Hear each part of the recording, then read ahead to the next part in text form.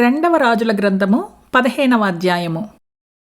ఇశ్రాయేలు రాజైన యరొబాము ఏలుబడిలో 23వ సంవత్సరమందు యూదా రాజైన అమజ్యా కుమారుడైన అజర్యా ఏలనారంభించెను. అతడు 16 వాడై ఏలనారంభించి యెరూషలేమునందు 72 సంవత్సరములు రాజుగా ఉండెను. అతని తల్లి యెరూషలేము కాపురస్తురాలైన యెకొల్యా. ఇతడు తన తండ్రి అయిన అమజ్యా చర్య అంతటి ప్రకారము యెహోవా దృష్టికి నీతిగలవాడై ప్రవర్తించెను. ఉన్నత స్థలములను మాత్రము కొట్టివేయలేదు.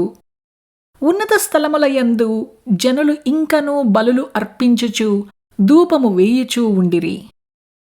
యెహోవా ఈ రాజును మొత్తినందున అతడు మరణమగు వరకు కుష్ఠరోగి అయి ప్రత్యేకముగా ఒక నగరులో నివసించెను కనుక రాజకుమారుడైన యోతాము నగరు మీద అధికారి అయి దేశపు జనులకు న్యాయము తీర్చువాడుగా ఉండెను.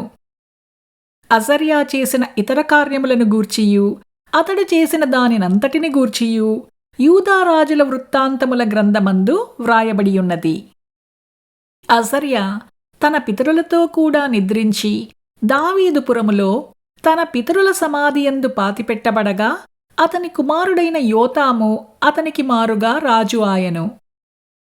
యూదా రాజైన అజర్యా ఏలుబడిలో 38వ సంవత్సరమందు యరొబాము కుమారుడైన జెకర్యా షోమ్రోనులో ఇశ్రాయేలు వారిని 6 నెలలు ఏలెను.